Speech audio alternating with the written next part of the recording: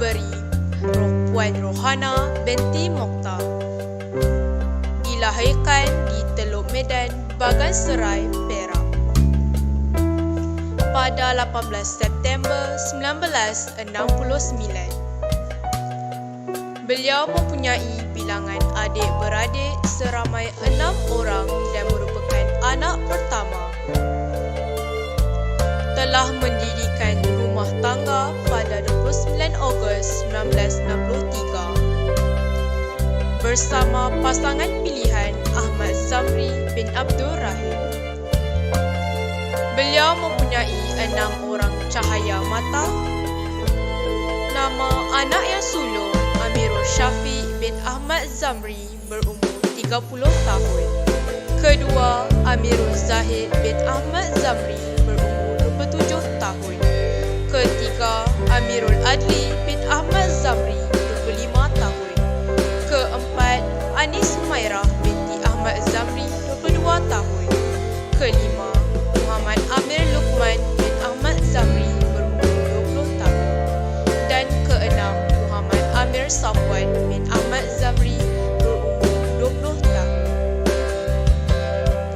Mendapat pendidikan awal di SK Teluk Medan, Bagan Serai, Perak. Bersekolah menengah di Sekolah Menengah Mahad Al-Ihya Asy-Syarif, Gunung Semanggul, Perak. Meneruskan pendidikan tinggi di Maktab Perguruan Hulu Kinta, Ipoh, Perak, MPIP. Kemudian ke Universiti Pendidikan Sultan Idris UPSI, Tanjung Malim, Perak untuk menggenggam segulung ijazah. Sejarah perkhidmatan Ustazah Rohana adalah selama 32 tahun. Mula berkhidmat pada 1 Disember 1991 hingga 30 Disember 1999 di SK Matang Gelugong. Kemudian pada 2 Januari 2000 hingga 30 November 2010 di SK Kampung Jambu. Seterusnya pada 1 Januari 2011 hingga 30 November 2016 di SK Simpang.